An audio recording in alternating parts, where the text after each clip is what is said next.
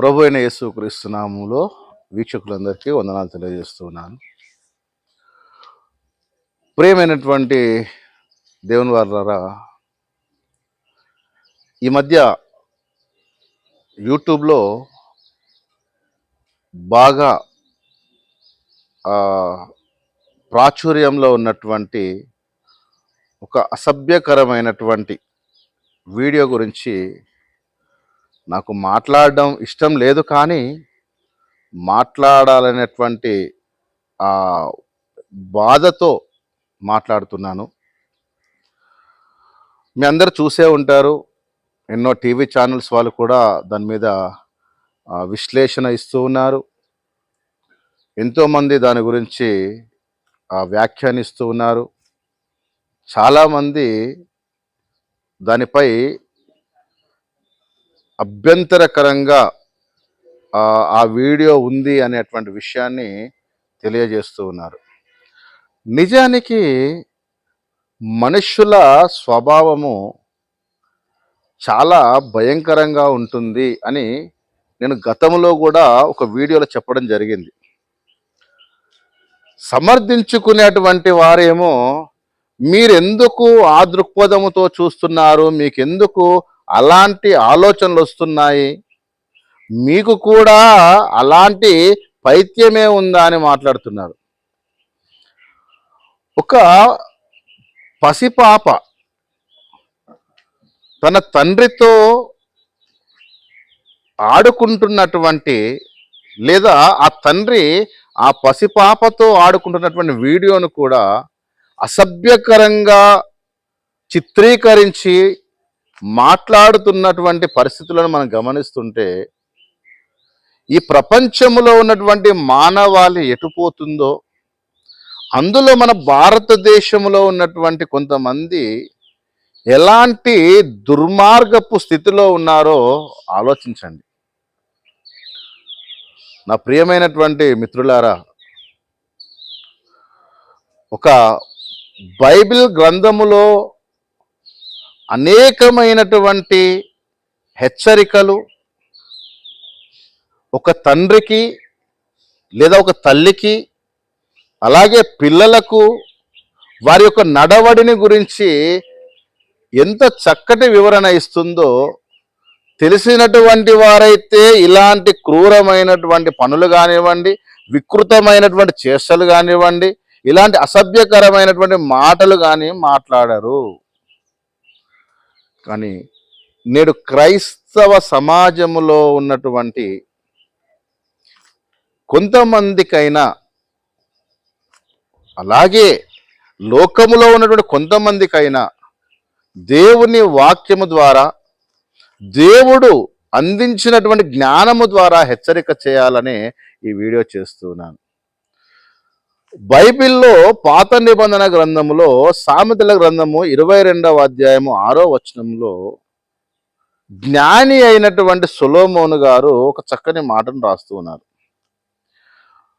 బాలుడు నడవవలసిన త్రోవను వానికి నేర్పుము, వాడు పెద్దవాడైనప్పుడు దాని నుండి తొలగిపోడు. అక్కడ కింద పుట్నోట్లో వృద్ధుడైనప్పుడు అనేటువంటి మాట ఉంటుంది.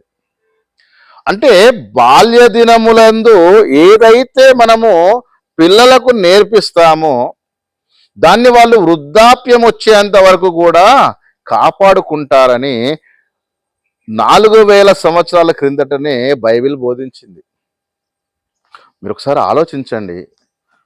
చిన్నప్పుడు పాఠ్య పుస్తకాలలో పిల్లలకు ఒక సూక్తి ఉండేదండి. నీతి సూక్తులని గోడల మీద, తర్వాత బోర్డ్స్ మీద రాసేటువంటి వారు. మొక్కై వంగనిది మ్రానై వంగునా. మొక్కగా ఉన్నప్పుడు ఏదైనా ఒక కొమ్మను, ఒక చెట్టును మనము సరి అయినటువంటి క్రమములో పెంచాలనుకున్నప్పుడు దానికి కావలసినటువంటి ఆధారాన్ని మనం కలిగించాలి, దానికి కావలసినటువంటి భద్రత మనం చేయాలి.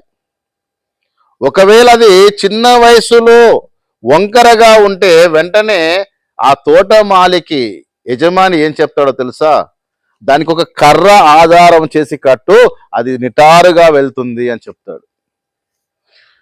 దీని అర్థం ఏంటంటే, నీ పసిపిల్లలు, నీ పిల్లలు లేదా మన పిల్లలు బాల్య దినముల యందే వారికి కొన్ని మానవతా విలువలు తెలియచేయాలి.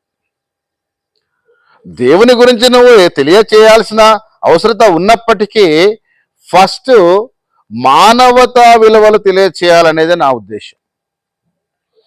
ఈ మధ్య కొంతమంది వాళ్ళు వేసుకునేటువంటి వస్త్రధారణ మీద ఎవరైనా ఒక మాట మాట్లాడితే నీకు ఏం అర్హత ఉందని మాట్లాడుతున్నావు అంటున్నారండి. అంటే వీళ్ళ జ్ఞానము ఎలా ఉందో ఒకసారి ఆలోచించండి. నీ పిల్లలకు మంచి బట్టలు వేసుకో, నీ పిల్లలకు మంచి ఆహారము తినడము నేర్పించు అని చెప్పడం కూడా తప్పేనా అండి? అలా నేర్పకపోవడం వల్లనే కదా సమాజంలో ఇలాంటి భ్రష్టు పట్టినటువంటి మనస్తత్వాలు కలిగినటువంటి వారు ఉంటున్నారు. ఆలోచించండి ఒకసారి. బెత్తము వాడకపోతే కుమారుడు చెడిపోతాడు. గద్దింపుకు లోబడినటువంటి కుమారుడు శిక్షించబడతాడు. సొలొమోను గారు సామెతలలో అనేక సందర్భాలలో నా కుమారుడా నా ఉపదేశమును అంగీకరించుము, నా ఉపదేశమునకు చెవియొగ్గుము అంటాడు.